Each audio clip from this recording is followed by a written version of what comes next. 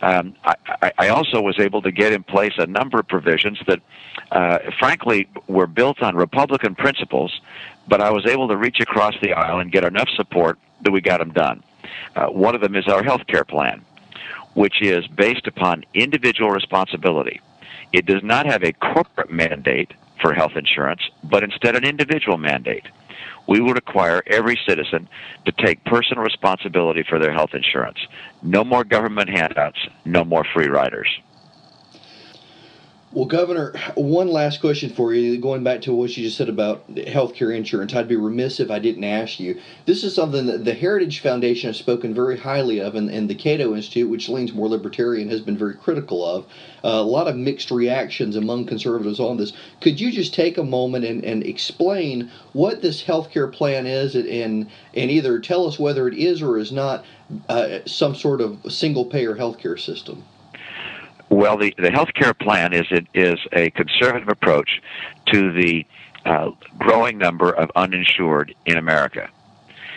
In the past, as states have looked at a growing uninsured population, they have expanded Medicaid to cover those individuals. Medicaid is a very expensive and poor insurance product because it does not include copays, and it has a cliff income test for eligibility, and therefore disincentivizes growing incomes. We have put in place instead a market-based reform system to lower the cost of insurance, make it more affordable, and insist that people purchase their own insurance or cover their own health care costs. We began by looking at the uninsured population. We found that about half of them could afford to buy insurance if it were reasonably priced. So for that part of the population, we worked with the insurance companies to remove the regulations and the state requirements so that they could create lower-priced products that people could afford. This was not a stripped-down insurance product, but instead it, for the first time, allowed co-insurance, larger deductibles, larger co-pays, and allowed policies to link to health savings accounts. By virtue of these changes, the premiums are able to drop by approximately 40% and become more affordable. I wanted to remove also all mandated coverages, but the legislature wouldn't go along. To make our product perfect, they would do what I would have requested.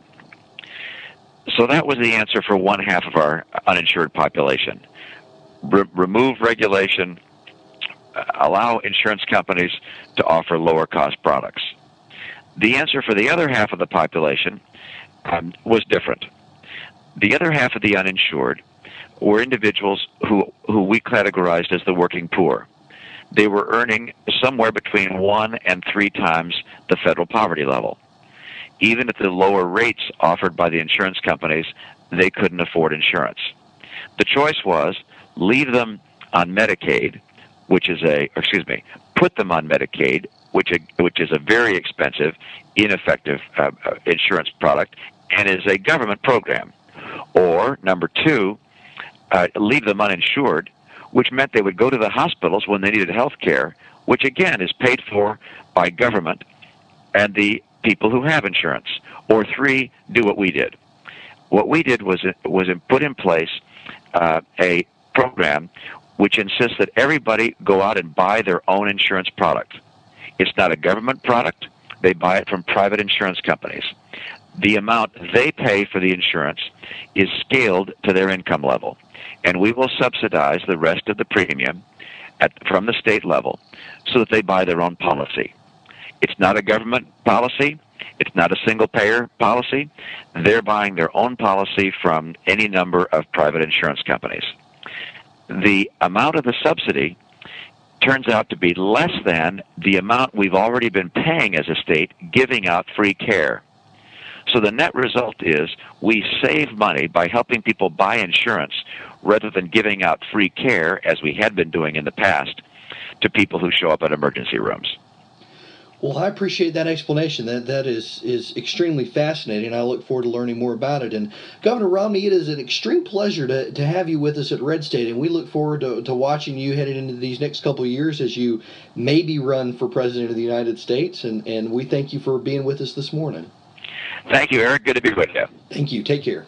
Bye-bye.